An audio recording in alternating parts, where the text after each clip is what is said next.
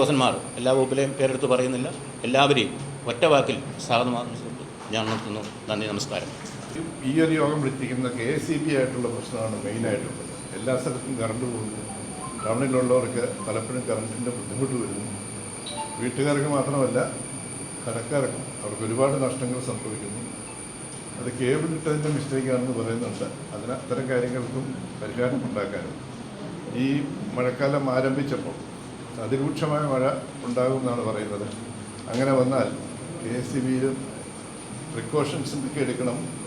ഒരു മരം വീണോ അത് പെട്ടെന്ന് അറിയിക്കാനുള്ള നമ്പറുകൾ, അങ്ങനെ അപകടങ്ങൾ തരണം ചെയ്യാനുള്ള ഒരു സംവിധാനം ഉണ്ടാവണം. ഇവിടെ കോവിഡ് പടർന്നു പിടിക്കാൻ ആരംഭിച്ചിട്ടുണ്ട്. വീണ്ടും ഇന്നലെ 6 കേസുകൾ റിപ്പോർട്ട് ചെയ്തിട്ടുണ്ട്. അതിനെടുക്കേണ്ട പ്രിക്കോഷൻസ്, അതുപോലെ ഈ മഴക്കാലത്തെ ശുചീകരണവുമായി ബന്ധപ്പെട്ട കാര്യങ്ങൾ, ഈ വക കാര്യങ്ങളാണ് ഇന്നിവിടെ ചർച്ച ചെയ്യാനുള്ളത്.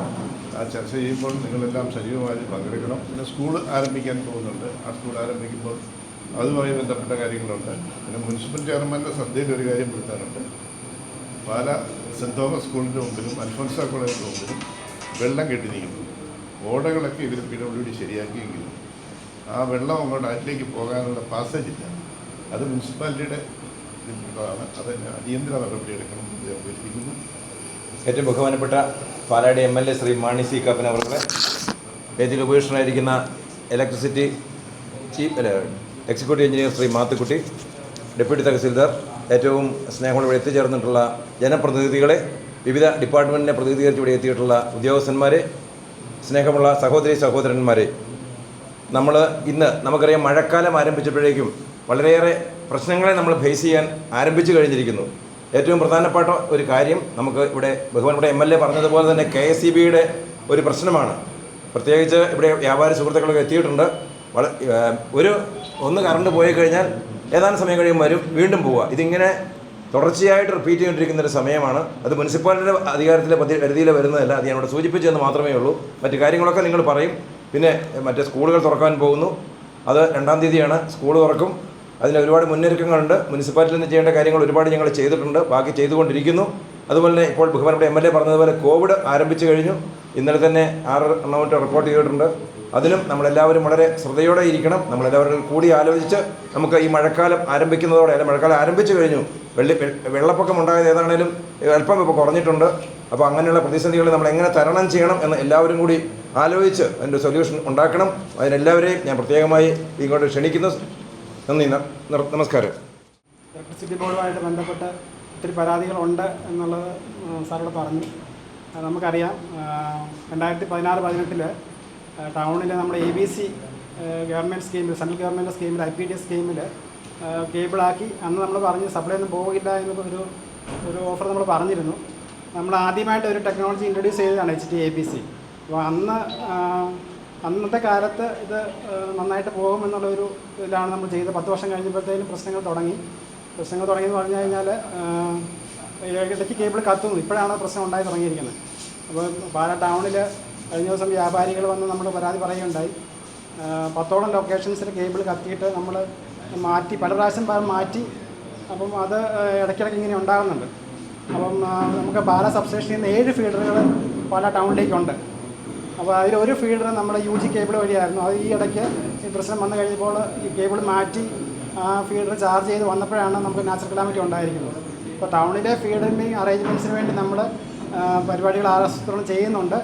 ഈ നാച്ചുറൽ കലാമിറ്റി വന്നതുകൊണ്ടാണ് നമുക്കിപ്പോൾ ഒരു ഡിലേ വന്നിരിക്കുന്നത്. 23-ാം തീയതി തുടങ്ങിയ നാച്ചുറൽ കലാമിറ്റിയാണ്. അതുമായിട്ട് ബന്ധപ്പെട്ട് ഒത്തിരി പ്രശ്നങ്ങളുണ്ട്. ഇപ്പോൾ നമ്മൾ ഒരു നാച്ചുറൽ കലാമിറ്റി വരുമ്പോൾ മെയിൻ ഫീഡറാണ് ആദ്യം എടുക്കുക. അത് കഴിഞ്ഞാണ് LT കംപ്ലയിൻറ്റ്സ് നമുക്ക് നോക്കാൻ സാധിക്കത്തുള്ളൂ. ആ ഒരു ഡിലേ ഉണ്ട്. ഇലക്ട്രിസിറ്റി ബോർഡുമായിട്ട് ബന്ധപ്പെട്ട് എല്ലാവർക്കും വരുന്ന ബുദ്ധിമുട്ടുകൾ നമ്മൾ നമ്മുടെ ഭാഗത്തുനിന്ന് പ്രശ്നങ്ങളല്ല. പിന്നെയുള്ളത് സ്റ്റാഫിന് ഷോർട്ടേജ് ഉണ്ടായിരുന്നു. ഞാൻ പല സെക്ഷനിൽ നിന്ന് ഇങ്ങോട്ട് ഡിപ്ലോയ് ചെയ്ത് ഈ നാച്ചുറൽ കലാമിറ്റി ഡീൽ ചെയ്യാൻ വേണ്ടി ഞാൻ അറേഞ്ച് ചെയ്തിട്ടുണ്ട്.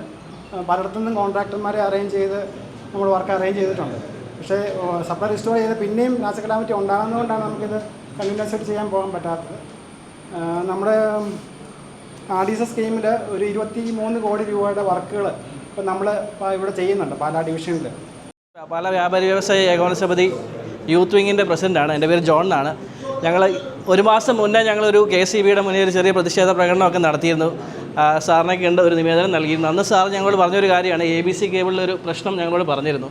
പക്ഷെ നമുക്ക് അറിയേണ്ട അതിന് എന്നൊരു സൊല്യൂഷൻ കിട്ടും. കാരണം നമുക്ക് ഇതൊരു ഒരു കറണ്ട് പോയി കഴിഞ്ഞാൽ എപ്പോൾ തിരിച്ചു വരും ഒരു ഐഡിയ ഇല്ല. നമുക്കൊരു ദിവസം പല വ്യാപാരികൾക്കും 5,000-6,000 രൂപ ഡീസൽ തന്നെ ഒരു ദിവസം സ്പെൻഡ് ചെയ്യേണ്ടി വരുന്നു. അപ്പോൾ നമുക്ക് ഇതിനെപ്പറ്റി ഒരു ഐഡിയ ഇല്ല. ഇപ്പം ഒരു ദിവസം പോയി കഴിഞ്ഞാൽ വൈകിട്ട് വരത്തില്ലെന്ന് അറിയുവാണെങ്കിൽ കട അടച്ചിട്ട് വീട്ടിൽ പോകുന്നതായിരിക്കും ഞങ്ങൾക്ക് ഇതിനെക്കാട്ടും ലാഭം. അപ്പോൾ അങ്ങനെ എന്ന് തിരിച്ചു വരും എന്നുള്ള ഐഡിയ ഇല്ല. അതുപോലെ തന്നെ ഈ പ്രശ്നം എന്നത്തേക്ക് പരിഹരിക്കാൻ പറ്റും? ഈ കേബിളിന് വേറെ റീപ്ലേസ്മെൻറ്റ് വല്ലതും വരുന്നുണ്ടോ, ഇല്ലെങ്കിൽ അതിൻ്റെ ഓൾട്ടർനേറ്റീവ് സൊല്യൂഷൻസ് എന്തെങ്കിലും നമുക്ക് ടെമ്പററി ആയിട്ട് ചെയ്യാൻ പറ്റുമോ? നമ്മുടെ UG കേബിൾ ത്രൂ ആക്കി കഴിഞ്ഞ ദിവസം UG കേബിൾ അണ്ടർഗ്രൗണ്ട് കേബിൾ അപ്പോൾ ഒരു ഫീഡ് നമുക്കിപ്പോൾ വരും. അപ്പോൾ ടൗണിലെ ABCകൾ നമ്മൾ OHലേക്ക് മാറ്റാനായിട്ട് ഇപ്പോൾ അതിനുവേണ്ടി ചെയ്യും. അതെ, പഴയ ABC മാറ്റി OH ആക്കാന്നുള്ളത്. ടൗണിൽ മാത്രം ടൗൺ മാത്രം കൂടെ സംരക്ഷിച്ച് കിട്ടിയാൽ മതി. അങ്ങനെ ചെയ്യാൻ നമ്മൾ പ്ലാൻ ചെയ്തിട്ടുണ്ടെങ്കിൽ അതിനുള്ള സംവിധാനം കിട്ടിയ വ്യാപാരം പ്രശ്നം തീരും. ടെമ്പററിയുടെ പുറകെ പെർമനന്റ് സൊല്യൂഷൻ എന്നത്തേക്ക് ആവുന്നു? കൂടാതെ ഇവരെ ഒന്ന് നേരിട്ട് സപ്പോസ് 6 മണിക്കൂറിനകത്തേക്ക് കറണ്ട് കാണില്ല. അല്ലാതെ മെസ്സേജ് കൊടുക്കാം. OMS ആയിട്ട് നിങ്ങളുടെ ഒരു അഡീഷണൽ ഇവരെയും കൂടെ ഉൾപ്പെടുത്തി വാട്സപ്പ് ഗ്രൂപ്പ് ഉണ്ടാക്കുകയാണെങ്കിൽ നല്ലതായിരിക്കും. OMS ആയിട്ട് സാർ ഇപ്പോൾ രജിസ്റ്റർ ചെയ്ത് കഴിഞ്ഞാൽ SMS കൊടുക്കാം. ഈ KSEBിയുടെ ആശങ്ക, അത് ഇലക്ട്രിസിറ്റിയുമായിട്ട് ബന്ധപ്പെട്ട ഒരു ആശങ്കയായിട്ട് നമ്മളിവിടെ വന്നിരിക്കുന്നത്. അപ്പോൾ വിഷയം അതിലേക്ക് മാത്രം കടന്നുകൊണ്ട് നമുക്ക് സംസാരിക്കാം.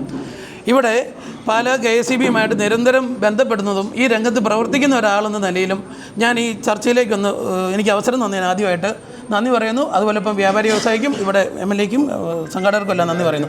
9 ഫീഡറുകളാണ് പാലായിലുള്ളത്. 9 ഫീഡറുകളിലൂടെയാണ് പാലായിൽ ഈ ഓരോ പ്രദേശത്തേക്ക് നമുക്ക് വൈദ്യുതി തന്നുകൊണ്ടിരിക്കുന്നത്. ഈ 9 ഫീഡറുകളും ഓരോ കംപ്ലൈൻറ്റ് വരുമ്പോഴും, അതായത് നമുക്കറിയാം KSEB നമ്മുടെ ഒരു സർവീസ് വയർ മാറുമ്പോഴും പ്രശ്നം ഉണ്ടാകുമ്പോഴും KSEBിയിൽ നിന്ന് ഈ ഫീഡർ ഓഫ് ചെയ്യേണ്ട സാഹചര്യമാണ് ഇവിടെ ഉള്ളത്. അതായത് നമുക്ക് 100 കണക്കിന് AB സ്വിച്ചുകൾ പാലായിൽ ഉടനീളം നിൽപ്പുണ്ട്. ആ AB സ്വിച്ചുകളിൽ നിന്ന് നമുക്ക് വേണ്ട രീതിയിൽ മെയിൻ്റനൻസ് നടക്കാത്ത സാഹചര്യം ഉള്ളതുകൊണ്ട് ഈ AB സ്വിച്ചുകൾ പ്രോപ്പറായിട്ട് വർക്ക് ചെയ്യുന്നില്ല. ഇത് മാറേണ്ട സമയം ഈ മഴക്കാലം തുടങ്ങുമ്പോഴല്ല നമ്മൾ ഇറങ്ങേണ്ടത്. ഈ കഴിഞ്ഞ വേനൽക്കാലത്ത് ആ പ്രശ്നങ്ങളുള്ള സമയങ്ങളിൽ അത് മാറി അല്ലെങ്കിൽ പ്രോപ്പർ മെയിൻ്റനൻസ് നടത്താനായിട്ട് KSEBിക്ക് വേണ്ടത്ര സ്റ്റാഫോ ഫണ്ടോ ഇല്ല. നമ്മളിപ്പം ഇവിടെ സാറിനെ ഇരുത്തി നമ്മൾ ഉത്തരം പിടിച്ചുകൊണ്ട് കാര്യമില്ല. അതിനെന്ത് സംവിധാനം ചെയ്യാൻ പറ്റുമെന്നുള്ളതാണ്. AB സ്വിച്ചുകൾ ഓഫ് ചെയ്യുകയാണെങ്കിൽ ഇപ്പം നമുക്ക് മനസ്സിലാക്കാം, മുനിസിപ്പൽ കോംപ്ലക്സ് ആണ്, അവിടെ AB സ്വിച്ച് ഓഫ് ചെയ്താൽ മതി, അവിടുത്തെ ഒരു ജോലി നടക്കും. ഇപ്പം നടക്കുന്നത് സാറിനറിയാം, ഇവിടെ ഇരിക്കുന്ന KSEBിയിൽ ഇരിക്കുന്നവർക്കറിയാം, നമ്മളിത് ഓഫ് ചെയ്യുന്നത് എവിടെ നിന്നാണെന്നറിയോ? ഇവിടെ നിന്ന് ഒരു ലൈൻമാൻ വിളിച്ചാൽ ഓവർസിയർ വിളിച്ച് നേരെ പറയുന്നു സബ്സ്റ്റേഷനിൽ നിന്ന് ഓഫ് ചെയ്യുന്നു, ആ റൂട്ട് കംപ്ലീറ്റ് സപ്ലൈ പോവുക. അങ്ങനെയുള്ള ഈ മഴക്കാലത്ത് ഓരോ ചെറിയ ചെറിയ സംഭവങ്ങളിലും അവിടെ സബ്സ്റ്റേഷനിൽ നിന്ന് ഓഫ് ചെയ്യുന്നത് കൊണ്ടാണ് ഈ പ്രശ്നം ഉണ്ടാകുന്നത്. അതിന് ശാശ്വതമായ പരിഹാരം എന്ന് പറഞ്ഞാൽ പീരിയോഡിക്കലായിട്ട് മെയിൻ്റനൻസ് നടക്കുന്നില്ല. അത് മെയിൻ്റനൻസ് നടക്കാനുള്ള സംവിധാനം തീർച്ചയായിട്ടും KSEBിയുടെ ഭാഗത്തു നിന്നുണ്ടാകണം. അതിനുള്ള ഫണ്ടും കൊടുക്കണം. AB സ്വിച്ചുകൾക്കൊക്കെ വിലയുള്ളതാണ്.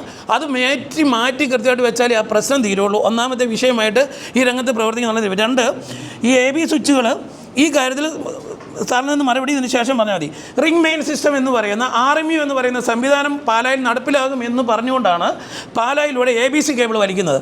ഈ AB കേബിൾ എന്ന് പറയാം, ABC എന്ന് പറഞ്ഞ മിസ്റ്റേക്ക് ഉണ്ട്, C കേബിളാണ്. അപ്പോൾ AB കേബിളുകൾ വലിക്കുമ്പോൾ അന്ന് പറഞ്ഞിരുന്ന ഇതാണ്, ആ മീറ്റിങ്ങുകളിലൊക്കെ നമ്മൾ പങ്കെടുത്തതാണ്.